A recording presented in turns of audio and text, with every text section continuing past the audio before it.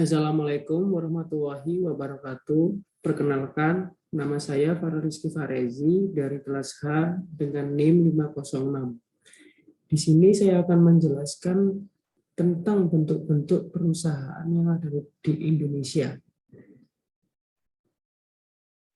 Sebelumnya saya akan menjelaskan apa itu pengertian perusahaan.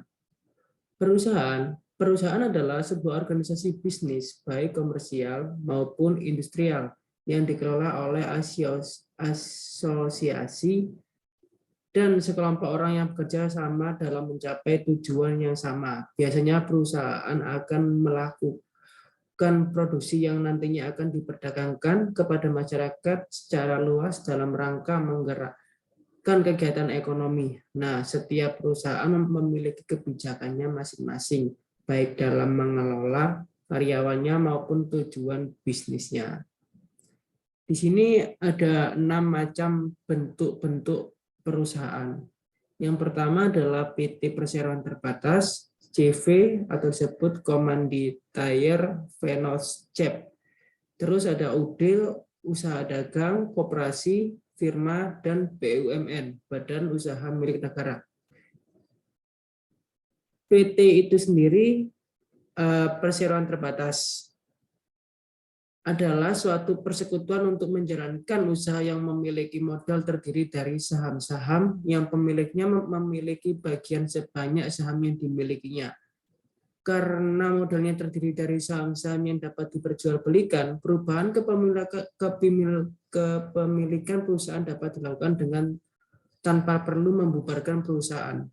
Organisasi perusahaan seperti ini adalah organisasi perusahaan yang dimiliki oleh beberapa orang. Di samping kemungkinan memperoleh modal yang lebih banyak, kebaikan lain dari perusahaan perkongsian adalah tanggung jawab bersama di dalam menjalankan perusahaan. Selanjutnya saya akan menjelaskan CV atau Komanditier Vennootschap. CV adalah bentuk perusahaan kedua setelah PT yang paling banyak digunakan para pelaku bisnis untuk menjalankan kegiatan usahanya di Indonesia. Namun tidak semua bidang usaha dapat dijalankan perseroan Komanditier CV. Hal ini mengingat adanya beberapa bidang usaha tertentu yang diatur secara khusus dan hanya dapat dilakukan oleh Badan Usaha Perseroan Terbatas PT. Perseroan Komanditier adalah bentuk perjanjian kerjasama berusaha bersama antara dua orang atau dengan akta otentik sebagai akta pendirian yang dibuat di hadapan notaris yang berwenang. Para pendiri Perseroan Komanditier terdiri dari persero aktif dan persero pasif. Yang membedakan adalah tanggung jawab dan perseroannya. Nilai plus tersendiri dari CV ini adalah modal. Yang pertama adalah modal yang dikumpulkan bisa lebih besar.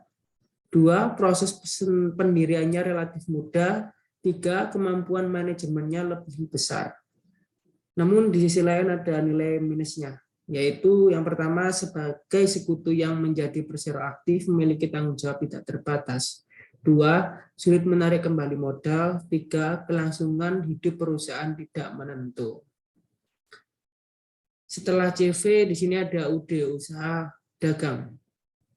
Nah, bentuk perusahaan yang satu ini bisa dibilang lebih sederhana daripada PT. UD adalah salah satu bentuk badan usaha yang dimiliki oleh satu orang saja. Hal ini berbeda dengan PT yang harus mensyaratkan minimal ada 2 orang pemegang saham. Seperti halnya CV, UD juga bukanlah bentuk usaha yang berbadan hukum untuk mendirikan UD.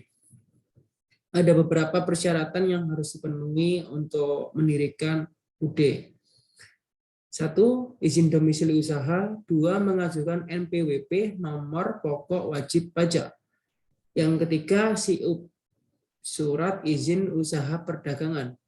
Yang terakhir adalah TDP, tanda daftar perusahaan. Nah, selanjutnya di sini ada bentuk perusahaan berupa koperasi. Koperasi adalah badan usaha atau badan hukum di mana anggota saling bekerja sama dalam kegiatan ekonomi. Dalam koperasi, anggotanya pun bersifat sukarela tanpa adanya paksaan sama sekali. Nilai-nilai yang dijunjung tinggi oleh anggotanya dalam mendasari kegiatan koperasi adalah kekeluargaan, menolong sesama, dan bertanggung jawab, demokrasi, keadilan, dan sebagainya. Dalam pasal 3 Undang-Undang Nomor 25 Tahun 1992 tentang perkoperasian dijelaskan bahwa koperasi memiliki tujuan untuk mensejahterakan anggota pada khususnya dan masyarakat pada umumnya. Nah, selanjutnya di sini ada firma. Firma adalah sebuah bentuk persekutuan untuk menjalankan usaha antara dua orang atau lebih dengan memakai nama bersama. Memiliki firma terdiri dari beberapa orang yang bersekutu dan masing-masing anggota persekutuan menyerahkan kekayaan pribadi sesuai yang tercantum dalam akta pendirian perusahaan. Organisasi perusahaan seperti ini adalah organisasi pendirian perusahaan. Di samping kemungkinan memperoleh modal yang lebih banyak, kebaikan lainnya dari perusahaan firma adalah tanggung jawab bersama di dalam menjalankan perusahaan. Dengan demikian, jika pada suatu saat firma bangkrut serta mempunyai utang yang besar, mau tidak mau seluruh anggotanya menanggung beban tersebut. Firma ini mempunyai nilai plus tersendiri, yaitu yang pertama, kebutuhan modal lebih mudah terpenuhi. Dua, pendirinya relatif mudah, baik dengan akta atau tidak memerlukan akta pendirian.